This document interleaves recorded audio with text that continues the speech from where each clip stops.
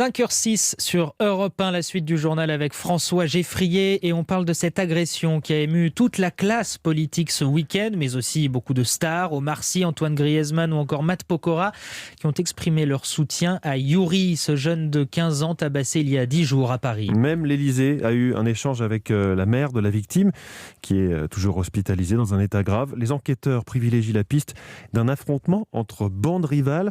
C'est un phénomène connu à Paris et suivi de près par la police, Justin Morin.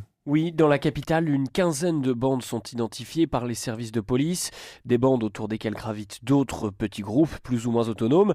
Ce qui surprend, c'est que le quartier de Beaugrenelle où s'est déroulée l'agression n'est pas particulièrement connu pour être le repère d'une de ces bandes.